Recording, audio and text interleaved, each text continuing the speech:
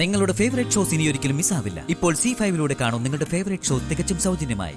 അമ്മുവിന്റെ ശല്യം ഉണ്ടാവരുതെന്ന് കരുതിയാ ലേറ്റായി ഞാൻ വന്നത് തന്നെ. സഞ്ജു എത്ര ലേറ്റ് ആയാലും അവൾ ഉറങ്ങാതെ കാത്തിരിക്കുമെന്ന് മനസ്സിലായില്ലേ? ദേ, ഞാൻ ഒന്നും കഴിക്കാതെ വന്നത്. നല്ല വിശപ്പുണ്ട്. നീയൊന്നും കഴിച്ചില്ലല്ലോ. നീ വാ, അവളിനി വരില്ല.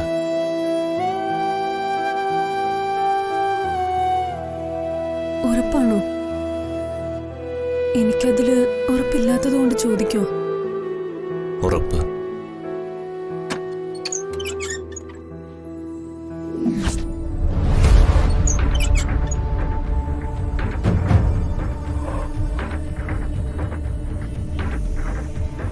ഇപ്പൊ സഞ്ജുവിന്റെ ഉറപ്പ് എവിടെ പോയി?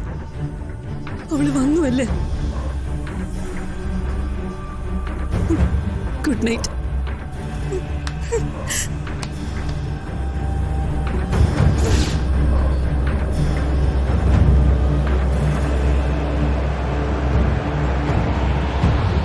എന്താ?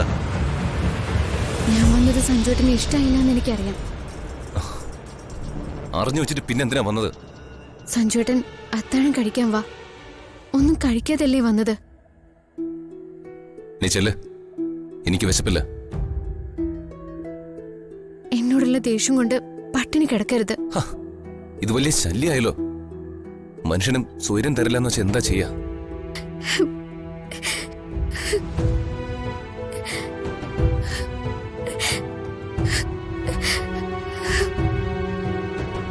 മതി, നിർത്ത. ഞാൻ കരയാൻ വേണ്ടി പറഞ്ഞതല്ല.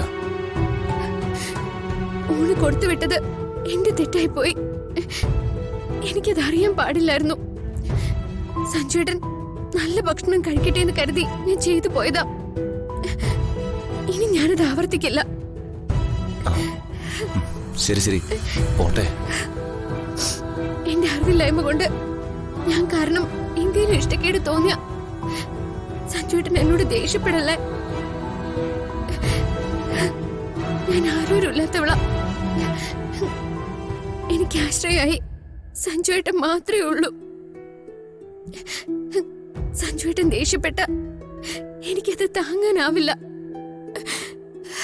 ഞാൻ എന്തെങ്കിലും തെറ്റ് ചെയ്ത സഞ്ജുവേട്ടൻ സമാധാനത്തോടെ അത് തിരുത്തി തന്നാ മതി.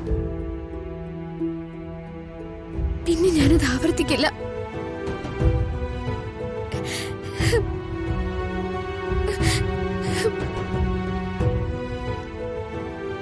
സോറി, ഓഫീസിൽ ഒരുപാട് പ്രശ്നങ്ങളുണ്ട്. അതിന്റെ ദേഷ്യത്തില് നിന്നോട് ഞാൻ കുറച്ച് പരുഷമായിട്ട് സംസാരിച്ചു പോയി. ഇനി അങ്ങനെയൊന്നും ഉണ്ടാവില്ല. കാര്യങ്ങൾ പറഞ്ഞു തരുമ്പോഴല്ലേ എനിക്ക് സഞ്ജുവേട്ടനെ ഇഷ്ടപ്പെടുന്ന ഒരാളാവാൻ പറ്റൂ. ഇനി അങ്ങനെ ചെയ്യാം. ഇപ്പൊ നീ ചെല്ല്. സഞ്ജുവേട്ടൻ എന്തെങ്കിലും കുറച്ച് കഴിക്കാൻ വാ. എന്റെ വിശപ്പൊക്കെ പോയി. അതുപോലെ നല്ല ക്ഷീണമുണ്ട്. നീ ചെല്ല്. ചെല്ല് ലച്ചു, എനിക്ക് വിശപ്പില്ലാഞ്ഞിട്ടാ.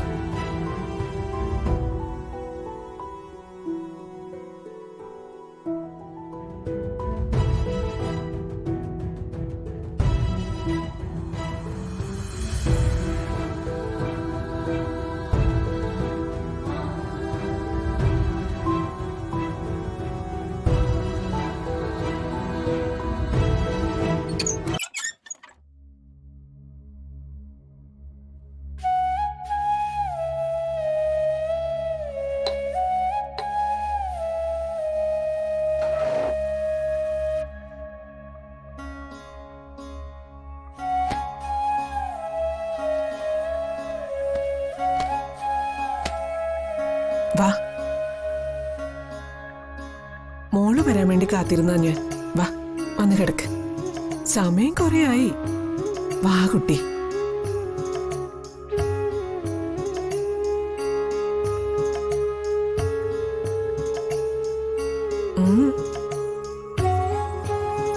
കിടക്കും മോളെ. നീ അതിരാവിലെ എഴുന്നേക്കുന്നല്ലേ?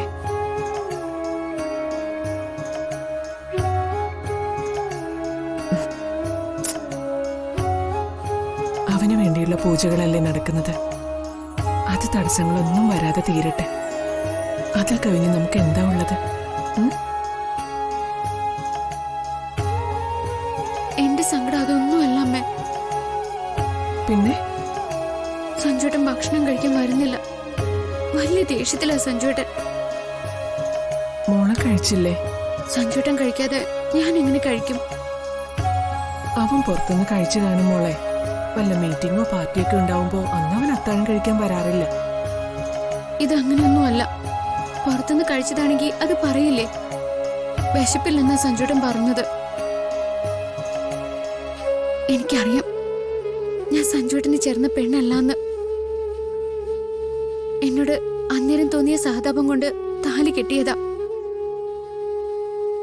സഞ്ജുവേട്ടനെ പോലെ ഒരാളുടെ ഭാര്യയാവാൻ എന്ത് യോഗ്യത എനിക്കുള്ളത്? നാട്ടിൻപുറത്ത് ജീവിച്ചൊരു പെണ്ണ്. പട്ടണത്തിലെ പരിഷ്കാരമൊന്നും എനിക്കറിയില്ല. അതിനു വേണ്ട പഠിപ്പും വിവരവും ഇല്ല. അതെല്ലാം അറിഞ്ഞു വെച്ചല്ലേ അവൻ നിന്റെ കഴുത്തിൽ താലി കെട്ടിയത്. അവന് 100 കൂട്ടം പ്രശ്നങ്ങളാ മോളെ. വീട്ടിലിരിക്കുന്ന നമുക്കൊന്നും അതറിയില്ല. അല്ലാതെ മോളോടുള്ള ഇഷ്ടക്കുറവുകൊണ്ടൊന്നുമല്ല അവൻ ഭക്ഷണം വേണ്ടെന്ന് പറഞ്ഞത്. ഒരുപാട് പേര് സഞ്ജുവേട്ടന്റെ കമ്പനിയിൽ ജോലി ചെയ്യുന്നുണ്ടോ? പിന്നില്ലേ, അവന്റെ മുത്തശ്ശൻ തുടങ്ങി വെച്ച ബിസിനസ്സുകളാ.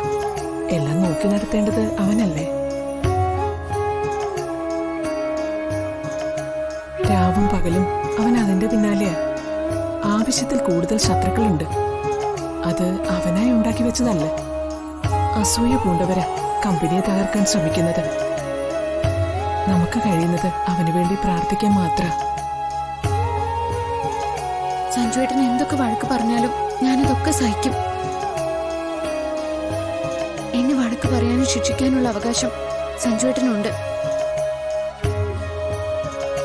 മരണത്തിൽ നിന്ന് എന്നെ രക്ഷിച്ചത് സഞ്ജുവേട്ടനാ. നരേന്ദ്രൻ ചേട്ടൻ എന്റെ കഴുത്തിൽ താലി കെട്ടിയിരുന്നതെങ്കിൽ ആ ദിവസം തന്നെ ഞാൻ മരിച്ചു കളയായിരുന്നു. അങ്ങനെയൊന്നും സംഭവിച്ചില്ലല്ലോ മോളെ. മോള് വാ, കിടക്ക്. വാ, കിടക്ക്. വാ.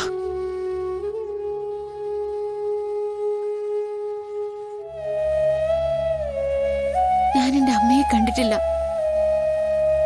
പ്രസവത്തില് എന്റെ അമ്മ മരിച്ചു പോയതാ. എന്റെ മനസ്സിലുള്ള അമ്മ സഞ്ജുവേട്ടന്റെ അമ്മയാ. അമ്മയെ ഓർക്കുമ്പോ ഈ മുഖം എന്റെ മനസ്സിൽ വന്നത്. ഇതിനു മുൻപ് എപ്പോഴെങ്കിലും മോളിതുപോലെ എന്നോട് പറഞ്ഞതായി ഓർക്കുന്നുണ്ടോ? ക്ഷേത്രത്തിൽ വെച്ച് ഒരിക്കലല്ലേ ഞാൻ അമ്മയെ കണ്ടിട്ടുള്ളൂ. അന്ന് അമ്മയോട് സംസാരിക്കാനൊന്നും കഴിഞ്ഞില്ല. പിന്നെ കാണുന്നത് ഇവിടെ വന്നല്ലേ. നീ എന്നെ ഇപ്പൊ കണ്ടതാണെങ്കിലും എന്റെ മോളും മരുമോളും ഒക്കെ നീയാ. ഡൗൺലോഡ് ചെയ്യൂ C5 ആപ്പ്. കാണൂ എല്ലാ എപ്പിസോഡുകളും സൗജന്യമായി.